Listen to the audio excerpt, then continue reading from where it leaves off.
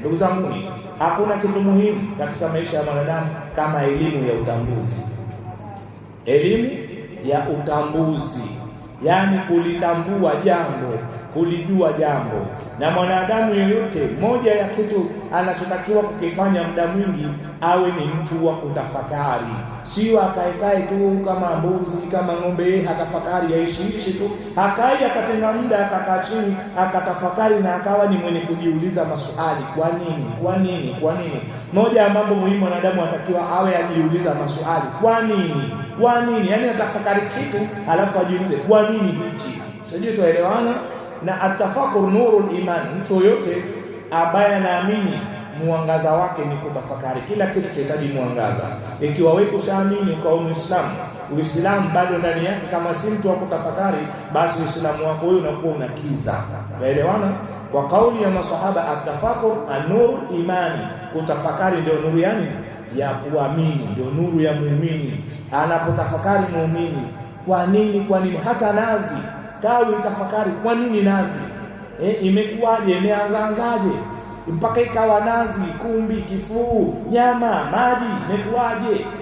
Lazima mwanadamu awe mtu wa kutafakari, na ile itamsaidia yeye kuepukana na kila alipokatazwa na kusimama na kila ambapo Allah Subhanahu wa Ta'ala amemwamrisha. Mathalan, leo hatukai tukajiuliza sisi kwa nini tumeumbwa, hatujiulizi. Lakini hatujiulizi kwa nini tutakufa, hatujiulizi. Lakini hatujiulizi kama tunakufa kwa nini tutafufuliwa tena, hatujiulizi. Lakini kwa nini tutahukumiwa, tutahesabiwa, tutalipwa, kwa nini? Ili neno kwa nini kwa mwanadamu lina nafasi kubwa. Ajiulize alafu mwenyewe ajijibu. Kwa nini tumeumbwa? Allah anasema ma khalaqtu jinna wal insa illa liya'budun. Kumbe neno kwa nini tumeumbwa, majibu yake kumbe sisi Mungu hakutuumba bure bure, au sivyo?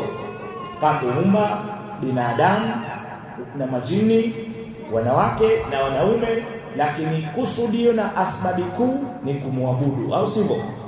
Lakini kwa nini tutakufa? Tutakufa kwa sababu dunia ni sio mahala pekee, ama sio mahala fika kwamba tayari tumefika kwamba ndio tunaishi hapo, ndio maana tutakufa.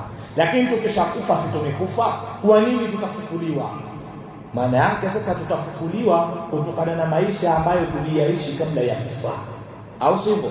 Sasa kuna mambo tutakuwa tuyapate ambayo tuliyatekeleza kabla ya kufa, ndio sasa maana yake tunafufuliwa.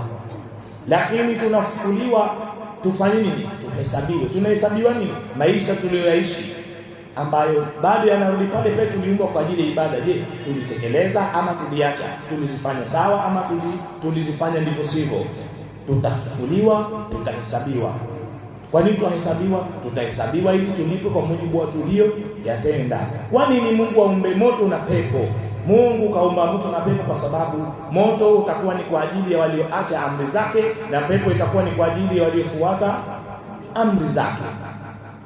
Ukishajiuliza haya, unachagua sasa. Kama malengo ya Allah yote ni haya, safari yote ni hii, wajibu wetu ni, na ikiwa mwisho wa kufufuka hakuna tena kufa, baada ya kufufuka hakuna tena kufa, na akhera makazi ni mawili, pepo au moto, tutachagua nini? Kama tutachagua pepo, basi maandalizi ni hapa, kwa nini tuliumbwa, sio? Na kama tutachagua moto, vile vile kwa nini tuliumbwa, tuangalie sisi. Ndugu yangu, usitarajie kwamba kuamini tu utampelekea mtu aingie peponi. Kuamini ni moja ya njia ya kuelekea peponi, ni moja ya njia, lakini si njia kamili. Njia kamili ni matendo. Njia iliyokuwa kamili ni matendo sahihi aliyoamrisha Allah Subhanahu kupitia mtume wetu Muhammad sallallahu alaihi wasallam na mitume wengine waliotangulia kabla ya mtume Muhammad sallallahu alaihi wasallam, akiwepo Nabii Adam na mpaka wakaja mpaka Nabii Isa mpaka Nabii Muhammad sallallahu alaihi wasallam. Hao wote walikuja na jambo moja tu la kumtoa mwanadamu katika ujinga na kumweka katika uongofu, sio?